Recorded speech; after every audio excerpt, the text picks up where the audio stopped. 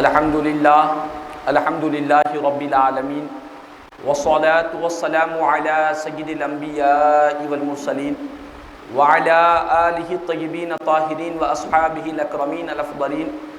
وعلی من والاہم وتبعہم وسار علی نہجہم واستنى بسنتہم الی یوم الدین، اما بعد فقد قال اللہ تبارک وتعالی فی شان عظمت حبیبہ الکریم اعوذ باللہ من الشیطان الرجیم بسم اللہ الرحمن الرحیم ان اللہ وملائکتہ یصلون علی النبی یا ایھا الذین آمنوا صلوا علیہ وسلموا تسلیما اللہم صلی علی سیدنا مولانا محمد وعلی آل سیدنا مولانا محمد وبارک وسلم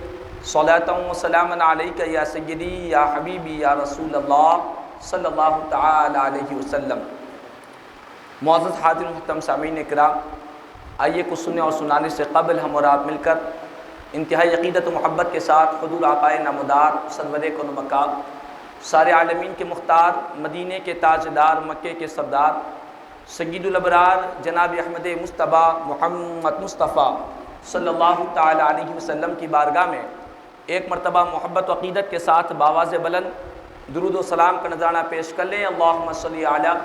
سیدنا مولانا محمد وعلی آل سیدنا مولانا محمد وبارک وسلم صلاۃ و سلاما علیک یا سیدی یا حبیبی یا رسول اللہ صلی اللہ تعالی علیہ وسلم۔ معزز حاضر محترم سامعین کرام، جو حضرات پابندی کے ساتھ ہمارے اس درس میں شریک ہوتے ہیں وہ جانتے ہیں کہ ہمارا یہ ہفتہ واری درس، اس کا نام درس فقہ ہے۔ اس درس کے اندر ہم ہر اتوار کے روز نماز کے، طہارت کے جو بنیادی ضروری اہم مسائل ہوتے ہیں ان پر ہماری گفتگو چلتی ہے اور اسی پر اہم باتیں آپ کے گوشے گزار کی جاتی ہے۔ گزشتہ اتواروں کے موقع پر نماز پر ہماری گفتگو چل رہی تھی۔ الحمدللہ نماز کے ارکان نماز، شرائط نماز، نماز کی سنتیں، نماز کے واجبات، نماز کے مستحبات، ان پر الحمدللہ ہر اتوار کے روز مختصر وقت میں آپ کے گوشے گزار باتیں کی گئی، لیکن اس اتوار کے روز اپنے اس درس کو روکتے ہوئے، یہ جو نماز کے مسائل ہیں ان کو روکتے ہوئے ایک اہم مسئلے پر اور دو خصوصی باتیں جو آج ہی کے اتوار کے روز کی جا سکتی ہے، آنے والے اتوار کو اگر یہ بات کریں گے تو وہ فائدہ مند نہیں ہوگی۔ اسی اتوار میں وہ باتیں بیان کرنا، آپ تک سنانا اور آپ کی توجہ دلانا یہ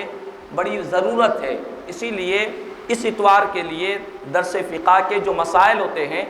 اس اتوار نہیں بیان کیے جائیں گے انشاءاللہ۔ آئندہ اتوار سے یہ سلسلہ تو جاری و ساری رہے گا۔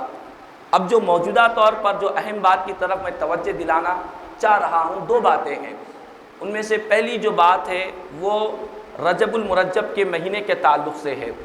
رجب کا مہینہ عظمتوں اور برکتوں والا مہینہ ہے، اس کے فضائل ہیں، اس کے کمالات ہیں، وہ میرا موضوع نہیں ہے، لیکن جو رجب کے مہینے کی پہلی تاریخ ہے، رجب کے مہینے کی اب پہلی رات ہے، اس کا پہلا دن ہے، اس پر میری گفتگو ہے۔ چونکہ اگر اس اتوار پر آج کے دن اگر یہ بیان نہیں کیا جائے گا تو آئندہ اتوار تک رجب کے مہینے کا آغاز ہو جائے گا، تو اور جب رجب کے مہینے کا آغاز ہو جائے گا تو رجب کی پہلی رات بھی چلے جائے گی، پہلا دن بھی گزر جائے گا، تو اس پر توجہ دلانا ایک اہم کام ہے، اس کی فضیلت، اس کی برکت حاصل تاکہ ہم کو بھی میسر ہو جائے۔ رجب کی یہ جو پہلی رات آتی ہے، رجب کا یہ جو مہینے کا آغاز ہوتا ہے، رجب المرجب کی پہلی رات بڑی برکتوں والی رات ہے۔ رجب کے مہینے کی پہلی رات بڑی عظمتوں اور برکتوں والی رات ہے، چونکہ یہ جمادی ثانی کی آخری تاریخیں چل رہی ہے اور انشاءاللہ چہارشنبہ یا جمعرات کو رجب المرجب کے مہینے کا آغاز انشاءاللہ ہو جائے گا۔ تو اسی لیے ہم کو جان لینا چاہیے کہ یہ جو رجب کا مہینہ جو عظمتوں اور برکتوں والا مہینہ ہے، جب رجب کی پہلی رات آتی، پیارے آقا کریم صلی اللہ علیہ وسلم رجب کے مہینے میں داخل ہوتے تو حدیث پاک میں پیارے آقا اللہ کی بارگاہ میں دعا فرماتے، اللہم بارک لنا فی رجب و شعبان و بلغنا رمضان۔ آقا کریم صلی اللہ علیہ وسلم رجب کے مہینے میں یہ دعا فرماتے، اے اللہ تو ہمارے لیے رجب میں اور شعبان میں برکتیں عطا فرما اور ہم کو رمضان المبارک کے مہینے تک پہنچا دے۔ یہ پیارے آقا رجب کے مہینے میں داخل ہونے کے بعد دعا فرماتے۔ اب رحمہ اللہ جب رجب کی پہلی تاریخ آتی ہے، علماء کرام نے، شارحین نے، مفسرین کرام نے وہ مخصوص راتیں جن راتوں میں خصوصی عبادتیں کرنی چاہیے، وہ چند مخصوص راتیں ہیں۔ مثال کے طور پر عاشورے کی شب عاشورہ یہ مخصوص رات ہے، اس میں رات میں جا کر عبادت کرنی چاہیے۔ اسی طرح شب برات ہے، اسی طرح عید الفطر کی رات ہے، عید الضحیٰ کی رات ہے۔ اس طرح کئی راتیں سال میں ہوتی ہے۔ بعض علماء نے 4 راتیں بیان کی، بعض نے 5 راتیں بیان کی، بعض علماء نے 14 راتیں بیان کی کہ ان راتوں میں جاگ کر عبادت کرنا چاہیے۔ ان میں سے علماء کرام نے بیان کیا کہ رجب المرجب کی پہلی رات یعنی چاند نظر آتے ہی جو رات رہتی ہے، اس پہلی رات میں عبادت کرنا یہ بھی مستحب ہے، یہ بھی فضیلت والی رات ہے۔ اس کو عام راتوں کی طرح غفلت میں نہیں گزارنا چاہیے۔ روایات میں آتا ہے، غنیۃ الطالبین میں حضور سیدنا غوث اعظم دستگیر رضی اللہ تعالیٰ عنہ اپنی کتاب الغنیۃ لطالبی طریق الحق میں بیان فرماتے ہیں کہ مولا کائنات حضرت سیدنا علی مرتضیٰ رضی اللہ تعالیٰ عنہ آپ کا یہ معمول تھا کہ آپ یوں تو سال کی تمام راتوں میں عبادت کیا کرتے، لیکن سال میں 4 راتیں ایسی تھی جن راتوں میں آپ بہت اہتمام کرتے، سارے کام کاج مشغولیتوں کو ترک کر دیتے اور ان راتوں میں خصوصیت کے ساتھ ان راتوں میں عبادت کرتے۔ 4 راتوں میں، ان 4 راتوں میں سے ایک رات حضور غوث پاک رضی اللہ تعالیٰ عنہ نے بیان فرمایا کہ مولا کائنات سیدنا علی مرتضیٰ رضی اللہ تعالیٰ عنہ رجب المرجب کی پہلی رات کو بہت اہتمام کے ساتھ گزارتے۔ جب رجب کا چاند نظر آتا تو آپ خاص طور پر اپنے تمام کام کاج مصروفیتیں مشغولیتیں سب کو ترک کر دیتے اور رجب کی پہلی رات کو امیر المومنین حضرت علی مرتضیٰ رضی اللہ تعالیٰ عنہ عبادت میں گزارتے۔ یہ مولا کائنات کا عمل ہے۔ اور اسی طرح حدیث پاک میں مولا کائنات کا یہ عمل ہے، ساتھ ہی ایک بہت بڑے خلیفہ وقت امیر المومنین گزرے ہیں جن کو دنیا حضرت عمر بن عبد العزیز رحمۃ اللہ تعالیٰ علیہ، بہت بڑے آپ خلیفہ بھی رہے، ساتھ ہی ساتھ بڑے اہل اللہ کے ولی، بہت ہی عبادت گزار، بڑے ہی متقی اور پرہیزگار حضرت عمر بن عبد العزیز رحمۃ اللہ تعالیٰ علیہ جن کا نام ہے۔ آپ حاکم بصرہ کی طرف ایک خط روانہ فرمایا اور بصرہ کے حاکم کو آپ نے یہ توجہ دلائی، فرمایا کہ 4 راتیں ایسی ہے جس میں اللہ کی رحمت بندوں پر انڈیلی جاتی ہے، خدا کی رحمت کو بہایا جاتا ہے۔ بندوں کو چاہیے کہ ان راتوں میں اللہ کی رحمتوں کو حاصل کرے۔ ان 4 راتوں میں ایک رات حضرت عمر بن عبد العزیز رحمۃ اللہ تعالیٰ علیہ فرمایا کہ وہ رجب کی پہلی رات ہے جس میں اللہ کی رحمتیں برستی ہے، رحمتوں کو بہایا جاتا ہے۔ اسی لیے آپ نے حاکم بصرہ کو فرمایا کہ ان رات کو غفلت میں نہ گزارے، خدا کی رحمتوں کو حاصل کرنے کے لیے مصلی کی پیٹھ پر سوار ہو جائے، اللہ کی عبادت میں مصروف ہو جائے۔ اسی طرح کئی بزرگان دین اور اکابرین سے ثابت ہے، حضور سیدنا غوث العظم دستگیر رضی اللہ تعالیٰ عنہ نے غنیۃ الطالبین میں نقل فرمایا ہے کہ کئی بزرگان دین اولیاء اللہ نے بیان کیا کہ جس نے رجب المرجب کی پہلی رات کو چاند نظر آتے ہی جس بندہ اپنے آپ کو عبادت میں نیکی میں مصروف کر دیتا ہے اور اپنی توانائیاں اللہ کی بندگی میں لگا دیتا ہے تو اللہ تبارک و تعالیٰ اپنے فضل و کرم سے اس کو جنت میں داخلہ عطا فرماتے ہیں، جنت اس کا ٹھکانہ ملتا ہے۔ چونکہ اب رجب کی پہلی رات آ رہی ہے، ہمیں ابھی سے ہی پلاننگ کر لینی چاہیے، منصوبہ بندی کر لینا چاہیے کہ رجب کی اس پہلی رات کو نہ صرف ہم غنیمت سمجھے بلکہ ہم اپنے دوست احباب میں بالخصوص اپنے گھروں میں بھی یہ ماحول پیدا کرے کہ اگر ہم ساری رات عبادت نہیں کر سکتے تو کم از کم کچھ دیر کے لیے ہی کیوں نہ ہو، کچھ نمازیں پڑھتے ہوئے، قرآن کی تلاوت کرتے ہوئے، اللہ کی بارگاہ میں توبہ و استغفار کرتے ہوئے، رب کی بارگاہ میں رجوع ہو کر سچے دل کے ساتھ اللہ کی بارگاہ میں توبہ کرتے ہوئے کچھ دیر ہی کیوں نہ ہو ہمیں اس رات میں خصوصیت کے ساتھ عبادت کرنی چاہیے۔ اب تک رجب کا مہینہ آتا رہا، پہلی تاریخ گزرتی رہی، ہماری توجہ نہیں رہی، اب ہم کو معلوم ہو گیا ہے تو اب ہماری ذمہ داری بنتی ہے ہم اس معلومات کو اپنی حد تک محدود نہ کریں، دوسروں تک بھی یہ پیغام پہنچائے تاکہ دوسرے لوگ بھی اس رجب کی پہلی رات کی برکتوں کو حاصل کریں۔ تو اس رات میں ہمیں عبادت کرنی چاہیے۔ اب رہا مسئلہ، رجب کی پہلی رات گزر گئی عبادتوں میں، اب اس کا دن آئے گا، اس کی پہلی تاریخ کی صبح سورج طلوع ہوگا، تو رجب کی پہلی تاریخ اس کا پہلا دن بھی بڑی برکتوں والا ہے۔ حدیث شریف میں غنیت الطالبین میں حضور سیدنا شیخ عبد القادر جیلانی قطب ربانی محبوب سبحانی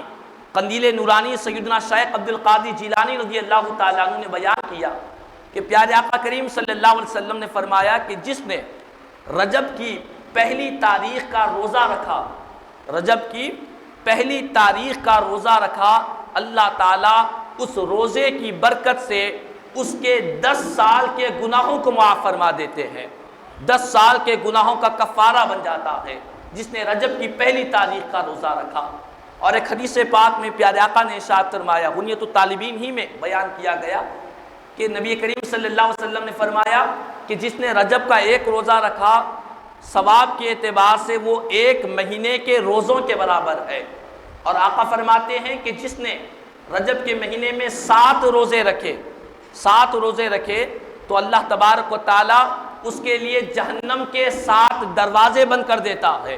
جہنم کے 7 دروازے اس کے لیے بند ہو جاتے ہیں۔ اور جس نے رجب کے مہینے میں 8 روزے رکھے، آقا فرماتے ہیں اس کے لیے جنت کے 8 دروازے کھول دیے جاتے ہیں، جنت کے 8 دروازے کھلے ہوئے ہیں، جس دروازے میں سے چاہے جنت میں داخل ہو جائے۔ اور جس نے رجب میں 10 روزے رکھے، آقا فرماتے ہیں رجب میں جس نے 10 روزے رکھا، اللہ تعالیٰ اپنے فضل و کرم سے اس کے گناہوں کو نیکیوں میں تبدیل فرما دیتے ہیں، اس کی خطاؤں کو، اس کی غلطیوں کو نیکیوں میں تبدیل کر دیا جاتا ہے۔ اسی طرح جس نے رجب میں جو کثرت سے روزے رکھے، بہت بہتر بات ہے کوشش کرے کہ کم از کم پہلی تاریخ کو ضرور روزہ رکھے تاکہ اس کی برکتیں حاصل ہو جائے۔ اس طرح ہمیں رجب المرجب کا چاند نظر آتے ہی ہم تمام اپنے گھر والوں کے ساتھ، اپنے دوست احباب کے ساتھ صبح میں یہ پلاننگ ہونی چاہیے کہ رجب کی اس پہلی تاریخ کو، اس کی رات کو غنیمت سمجھے، اللہ کی بارگاہ میں دعائیں کرے۔ آج دعاؤں کی بڑی سخت ضرورت ہے۔ آج مسلمان جس پسماندگی میں، جس برے حالتوں کے ساتھ مسلمان گزر رہے ہیں، یقیناً یہ تاریخ کا سب سے بڑا المیہ ہے کہ مسلمان ہر جگہ پستی اور زوال کا شکار ہے۔ تو اللہ کی بارگاہ میں دعائیں کرے، مسلمانوں کے درمیان اتحاد کی دعائیں کرے، مسلمانوں کو ظالمین کے ظلم سے بچنے کے لیے دعائیں کرے۔ جو ہم دعائیں کر سکتے ہیں رجب کی پہلی تاریخ کو ضرور کرے، اللہ تعالیٰ اس رات اپنی رحمتوں کی بارش نازل فرماتا ہے۔ اور مزید 27ویں رات کی فضیلت انشاءاللہ وہ تو آئندہ موقع پر آپ کے گوشے گزار کی جائے گی، لیکن اب ہمیں رجب کی پہلی رات اور اس کے پہلے دن میں روزہ رکھنے کی کوشش کرنی چاہیے۔ اب یہ ایک مسئلہ ہوا جس پر توجہ دلانا ضروری تھا، جو میں نے آپ کے گوشے گزار کیا۔ امید ہے کہ آپ بھی اس پیغام کو زیادہ سے زیادہ اپنے دوست احباب، ملنے جلنے والوں تک ضرور پہنچائے تاکہ وہ جو نیکیاں کریں گے ان کی نیکیوں میں اللہ تعالیٰ آپ کو بھی اجر عطا فرمائے گا، آپ کو بھی ثواب عنایت کرے گا۔ یہ پہلا مسئلہ ہے۔ اور دوسری بات جو اسی اتوار کو کہی جا سکتی ہے، آئندہ اتوار کو کہنے سے اس کا فائدہ نہیں ہوگا، وہ میری دوسری بات یہ ہے کہ جس طرح یہ ہمارا جمادی الثانی کا مہینہ ختم ہو کر رجب کے مہینے کا آغاز ہو رہا ہے چاند کے مہینوں میں، اسی طرح سرکاری مہینوں میں، شمسی مہینوں میں مارچ کا مہینہ بھی اختتام پر ہے۔ اور جیسے ہی مارچ کا مہینہ ختم ہوتا ہے اپریل کے مہینے کا آغاز ہوتا ہے، اور ہمارے پاس بدقسمتی سے غیروں کا طریقہ، یہود و نصارہ کے جو طریقے جو ہم کو ملے ہیں، غیروں کے طریقے، ان کی نحوستیں جو آج مسلمانوں نے لے لی ہے، ان میں سے ایک نحوست یہ ہے کہ جیسے ہی اپریل کی پہلی تاریخ آتی ہے اپریل فول کے نام سے لوگ ایک دوسرے کو جھوٹ کہتے ہیں، اپریل فول کے نام سے ایک دوسرے کو دھوکہ دیتے ہیں، اپریل فول کے نام سے ایک دوسرے کے ساتھ مذاق کرتے ہیں۔ یہ ایک المیہ ہے کہ اپریل فول کا جب دن آتا ہے کہ اکثر اور ایک کثیر تعداد، بہت سارے گھروں میں تو ماحول نہیں ہے الحمدللہ، اللہ کا فضل و کرم ہے، لیکن ہمارے مسلم معاشرے کی کثیر تعداد جو سوشل میڈیا سے، انٹرنیٹ کی دنیا سے اور ایک دوسرے سے جڑے ہوئے ہیں، ان میں کی کثیر تعداد اپریل فول کے دن ہوتا یہ ہے کہ ایک شخص دوسرے شخص کو جھوٹ کہتا ہے۔ کوئی شخص آ رہا ہے، اس کو کہتے ہیں کہ تمہارے سر پر کیا لگا ہوا ہے، وہ پریشان ہو کر سر کو ہٹاتا ہے تو کہتے ہیں کہ اپریل فول۔ اپریل فول کا مطلب یہ ہے کہ آج ہم جھوٹ بولیں گے، سامنے والے کو بے وقوف بنائیں گے۔ یہ فول کا جو لفظ ہے اس کے معنی بے وقوف کی بنانے کے ہے، تو سامنے والے کو بے وقوف بنانا، اس کو ساتھ مذاق اڑانا، اس کو جھوٹ کہنا، یہ بھی آج ہمارے پاس ایک خراب رواج پایا جا رہا ہے۔ اور حتیٰ کہ یہ ہے کہ میں نے بعض مقامات پر سنا ہے کہ یہ چھوٹا موٹا مذاق نہیں، بعض لوگ اتنی گہرائی کا مذاق کرتے ہیں، اتنی گہرائی کا جھوٹ بولتے ہیں کہ کوئی کسی کو فون کر کر کہہ دیتا ہے کہ تمہارے بیٹے کا انتقال ہو گیا، کوئی کہتا ہے تمہاری ماں کا انتقال ہو گیا، جھوٹ کی انتہا دے کے کوئی کہتا ہے کہ تمہارے دوست کا انتقال ہو گیا۔ وہ شخص پریشان ہوا، گھبرایا ہوا، دوڑتے ہوئے اپنے گھر کو جاتا ہے تو دیکھتا ہے ماں بھی سلامت ہے، بیٹا بھی سلامت ہے، دوست بھی سلامت ہے۔ جب اس کو یاد آتا ہے کہ آج اپریل فول ہے اور وہ لوگ جو پریشان کیے ہوئے ہیں ایک دوسرے کے ساتھ ہنسی مذاق کرتے ہیں، یاد رکھ لے اسلام میں اس کی کوئی گنجائش نہیں ہے، یہ غیروں کا طریقہ ہے۔ اپریل فول کی جو تاریخ ہے اس کے بارے میں کئی لوگوں نے اس کی حقیقت، اس کی تاریخ کیا ہے، یہ کب سے آغاز ہوا ہے، اس پر تحقیق کی تو تحقیق کرنے کے تمام جتنے واقعات مورخین نے لکھا ہے ان تمام واقعات سے یہ پتہ چلتا ہے کہ اس کی تاریخ یہ ہے کہ اس دن مسلمانوں کو دھوکے سے دشمنان اسلام نے مسلمانوں کو شہید کر دیا۔ یہ وہ دن ہے کہ دشمنان اسلام نے اسپین سے مسلمانوں کو کسی کشتی میں سوار کیا اور کہا کہ تم لوگ اپنے جہاں پر اسلام کے ساتھ آزادی سے زندگی گزارنا چاہتے ہو گزار سکتے ہو۔ اس طرح دھوکے سے یہود و نصارہ نے مسلمانوں کو ایک کشتی میں سوار کیا، سارے مسلمان ڈرتے ہوئے اس کشتی میں سوار ہوئے۔ جب کشتی آگے بڑھنے لگی تو انہوں نے کشتی کے اندر سوراخ پیدا کر دیے اور 20 سمندر میں کئی سینکڑوں مسلمانوں نے اس کشتی کے ساتھ اس سمندر میں ڈوب گئے۔ جب اس منظر کو ان یہود و نصارہ دشمنان اسلام مسلمانوں کو کے ساتھ جو وعدہ خلافی کیا، جو جھوٹ بولے، وہ دن اپریل کی پہلی تاریخ تھی، اسی کو انہوں نے اپریل فول کا نام دے دیا۔ تو یہ وہ دن ہے جس دن مسلمانوں کو تکلیف دی گئی، مسلمانوں کو دھوکہ دیا گیا، مسلمانوں کے ساتھ ظلم کیا گیا، کئی مسلمانوں کو شہید کیا گیا۔ لیکن اس کی تاریخ سے اکثر لوگ ناواقف ہیں، لیکن اپریل فول مناتے ہیں۔ اس کے علاوہ اگر کوئی ان تاریخ کا انکار بھی کرے کہ میں یہ بات کو نہیں مانتا، یہ من گھڑت بات ہے، مورخ کی بات کو تسلیم نہیں کرتا، اگر کوئی نہیں بھی مانتا تب بھی یہ دیکھیں کہ اپریل فول میں ہوتا کیا ہے، جھوٹ بولا جاتا ہے۔ اور یاد رکھ لے حدیث پاک میں، جامع ترمذی شریف کی حدیث پاک ہے، نبی کریم صلی اللہ تعالیٰ علیہ وسلم نے ارشاد فرمایا کہ ویل لہو، اس شخص کے لیے تباہی ہے، اس شخص کے لیے ہلاکت ہے جو کسی کو جھوٹ بولتا ہے، کسی کو جھوٹ بولتا ہے تاکہ لوگوں کو ہنسائے، لوگوں کو ہنسانے کے لیے، لوگوں کے چہروں پر ہنسی کو لانے کے لیے کسی کو جھوٹ بولتا ہے۔ آقا فرماتے ہیں اس کے لیے تباہی ہے، اس کے لیے تباہی ہے، اس کے لیے تباہی ہے۔ آقا نے ایک حدیث پاک میں 3 مرتبہ فرمایا ویل لہو، ویل لہو، اس کے لیے بربادی ہے جو لوگوں کو ہنسانے کے لیے جھوٹ کا سہارا لیتا ہے۔ تو جھوٹ کا سہارا لوگوں کو ہنسانے کے لیے لینا یہ تباہی والی بات ہے۔ اور ایک حدیث پاک میں، مشہور حدیث پاک ہے سیاستہ کی، نبی کریم صلی اللہ تعالیٰ علیہ وسلم نے ارشاد فرمایا کہ سب سے بڑی خیانت یہ ہے، سب سے بڑی خیانت یہ ہے کہ تم اپنے بھائی کو جھوٹ کہہ رہے ہو اور وہ تم کو سچا سمجھ رہا ہے، وہ تم پر یقین کر رہا ہے کہ تم سچ کہہ رہے ہو اور تم اس کو سچ نہیں کہہ رہے، جھوٹ کہہ رہے ہو۔ آقا فرماتے ہیں یہ بہت بڑی خیانت ہے۔ اللہ اکبر! یاد رکھ لے، جھوٹ بولنا اور خیانت کرنا، حدیث پاک میں آقا نے فرمایا کہ یہ منافق کی علامت ہے، مومن کی علامت نہیں ہے۔ منافق جھوٹ بولتا ہے، منافق خیانت کرتا ہے، منافق وعدہ خلافی کرتا ہے، یہ حدیث پاک میں ہے۔ تو یہ جھوٹ کہنا اور لوگوں کو ہنسانے کے لیے کہنا اور سامنے والے کو بیوقوف بنانے کے لیے جھوٹ کہنا، آقا فرماتے ہیں یہ سب سے بڑی خیانت ہے۔ یہ اپریل فول میں ہوتا کیا ہے؟ لوگوں کو ہنسانے کے لیے،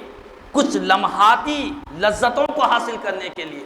کچھ دیر کے لیے اپنے دوست احباب کو ہنسانے کے لیے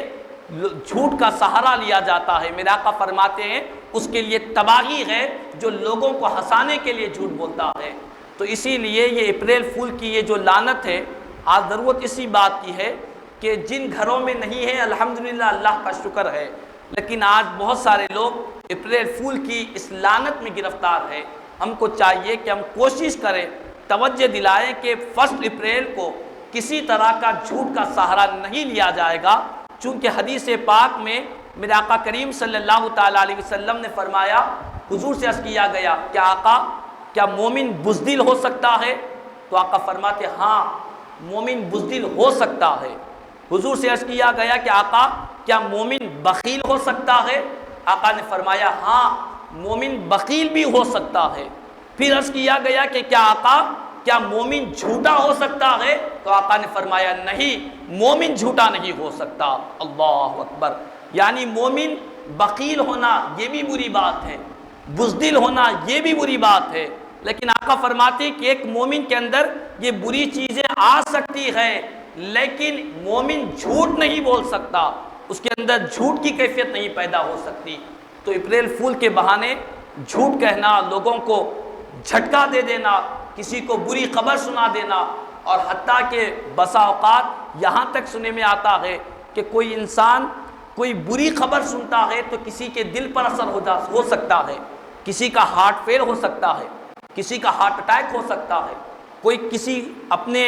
بیٹے کو بہت چاہتا ہے، کوئی انسان فون کر کر خدا نخواستہ کہہ دے کہ تمہارے بیٹے کو گاڑی نے ٹکر دے دی ہے، آؤ آ کر دیکھ لو۔ اس باپ کے دل پر سے کیا گزر رہی ہوگی؟ وہ تو سمجھ رہا ہوگا کہ کہنے والے نے سچ کہا، کیونکہ وہ میرا چاہنے والا ہے، میرا دوست ہے، مجھے جھوٹ کیسے کہہ سکتا ہے؟ اس کی بات پر یقین کرنے کے بعد باپ کے دل پر ہارٹ اٹیک بھی ہو سکتا ہے، لیکن جب جانے کے بعد پتہ چلے گا کہ ایسا کچھ نہیں ہے تو اس کے دل کو کتنی ٹھیس نہیں پہنچے گی۔ اسی لیے میرا آقا فرماتے ہیں کہ مومن بخیل ہو سکتا ہے، بزدل ہو سکتا ہے، لیکن جھوٹا نہیں ہو سکتا۔ اسی لیے ضرورت اسی بات کی ہے کہ آج یہ اپریل فول کی لعنت جو 1 اپریل کے موقع پر یہ جھوٹ کا سہارا لینا، یہ دھوکہ دینا، یہ وعدہ خلافی کرنا، یہ حرام ہے، ناجائز ہے۔ جس طرح شراب پینا حرام ہے، اسی طرح کسی مسلمان کو دھوکہ دینا، اس کے دل کو توڑنا، یہ بھی ضرور حرام ہے۔ اسی لیے ہم تمام کو چاہیے کہ اس نحوستوں سے نکلے۔ اسلام ہمارا پاکیزہ مذہب ہے، ہمیں اسلام کے کلچر کو اپنانا چاہیے، غیروں کے کلچر کو نہیں اپنانا ہے، غیروں کی تہذیب کو نہیں اپنانا ہے۔ میرے آقا نے فرمایا من تشبہ بقوم فہو منہم، جو جس قوم سے مشابہت اختیار کرتا ہے، جس قوم کی عادتوں کو اپنا لیتا ہے، وہ انہی میں سے ہو جاتا ہے۔ اللہ اکبر! کتنی بڑی وعید ہے۔ ہم مومن ہیں، مسلمان ہیں، ہمیں اسلامی تہذیب کو اپنانا ہے، اور ہر وہ کام، ہر وہ تہذیب جو اسلام سے ٹکراتی ہے، ہمیں اپنے قدموں کے نیچے رون دینا ہے۔ یہ تصور نہ کرے کہ مذاق ہی تو ہے۔ میرے آقا نے فرمایا کہ لوگوں ایک دوسرے کے ساتھ مذاق مت کیا کرو۔ ہاں اسلام میں اجازت ہے کہ خوش طبعی کی اجازت ہے۔ خوش طبعی کا مطلب یہ ہے کہ کسی کو خوش کرنا، کسی کے دل کو ٹھنڈک پہنچانا، خوش طبعی کی اجازت ہے، مذاق اڑانے کی اجازت نہیں ہے۔ ایک مثال میں آپ کے گوشے گزار کرتا ہوں۔ خوش طبعی کا مطلب یہ ہے کہ ایسی بات کہنا، اگر ہمیں لوگوں کو خوش کرنا ہے، کسی کے چہرے پر ہنسی بھی لانا ہے، تو اس میں جھوٹ کا سہارا لینا یہ ہرگز جائز نہیں ہے۔ سچائی کے ساتھ بھی لوگوں کو خوش کیا جا سکتا ہے، لوگوں کے دلوں میں خوشی کو ڈالا جا سکتا ہے۔ اس کی بہترین مثال حدیث پاک سے آپ کے گوشے گدار کروں گا۔ ایک مرتبہ نبی کریم صلی اللہ تعالیٰ علیہ وسلم نے حدیث پاک میں ہے، محدث دکن حضرت سیدنا عبداللہ شاہ نقشبندی مجددی قادری رحمہ اللہ اپنی کتاب زجاجۃ المصابیح میں اس حدیث پاک کو نقل فرمائے ہے کہ ایک مرتبہ پیارے آقا کریم صلی اللہ تعالیٰ علیہ وسلم نے ایک ضعیف بوڑھی خاتون سے ارشاد فرمایا کہ بوڑھی عورتیں جنت میں داخل نہیں ہوگی، بوڑھی عورتیں جنت میں داخل نہیں ہوگی۔ جیسے ہی وہ بوڑھی عورت نے سنا حضور سے، عرض کرنے لگی کہ آقا بوڑھی عورتیں جنت میں کیوں داخل نہیں ہوگی، کئی بوڑھی عورتیں ہیں۔ تو آقا نے فرمایا کہ تم قرآن پڑھتی ہو، تم نے قرآن میں وہ آیت نہیں پڑھی کہ اللہ تبارک و تعالیٰ نے ارشاد فرمایا کہ جتنی بوڑھی عورتیں جنت میں جانے کا جب وقت آئے گا، اللہ تبارک و تعالیٰ ان عورتوں کو ایسے سنوارے گا کہ ان کو بڑھاپے سے نکال کر جوانی کی دولت عطا فرمائے گا۔ تو جتنی عورتیں بوڑھی جنت میں جائیں گی، بڑھاپے کی حالت میں نہیں، جوانی کی حالت میں جائے گی۔ کواری کی جو حالت تھی اس حالت میں جنت میں جائے گی، بوڑھی بن کر کوئی جنت میں نہیں جائے گی۔ اس طرح میرے آقا نے بھی لوگوں کے اندر خوش مزاجی کو پیدا کیا، لیکن سچائی کے ذریعے، قرآن کی آیت کے ذریعے، اور اس میں کسی طرح کا جھوٹ کا سہارا نہیں لیا۔ اسی لیے علماء فرماتے ہیں کہ اگر خوش طبعی کرنا بھی ہو، کسی سے مزاح کرنا بھی ہو، تو اس میں سچائی کا سہارا لے، حقیقت کا سہارا لے۔ جھوٹ کہہ کر، دھوکہ دے کر، اس کے سہارے کے ذریعے مذاق کرنا یہ اسلام کی تعلیمات کے خلاف میں ہے۔ تو الغرض ان دو باتیں خصوصیت کے ساتھ اس اتوار کو کرنی تھی کہ ایک رجب کی پہلی تاریخ میں عبادت کرنا اور دن میں روزہ رکھنا، اور دوسرا آنے والا جو دن ہے یعنی اپریل فول کا جو معاملہ ہے، اس لعنت سے بھی ہمیں خود بھی بچنا ہے، اپنی نوجوان نسل کو بھی بچانا ہے۔ اللہ تبارک و تعالیٰ سے دعا ہے اللہ تبارک و تعالیٰ اپنے فضل و کرم سے آقا کریم صلی اللہ تعالیٰ علیہ وسلم کے صدقے طفیل سے مولا تعالیٰ ہم تمام کو اسلامی تہذیب کو اپنانے کی توفیق عطا فرمائے، رجب المرجب کی عظمتیں برکتیں حاصل کرنے کی توفیق عطا فرمائے، کہنے سننے سے زیادہ مجھے اور ہم تمام کو عمل کی توفیق عطا فرمائے۔ آمین ثم آمین، واخر دعوانا الحمدللہ۔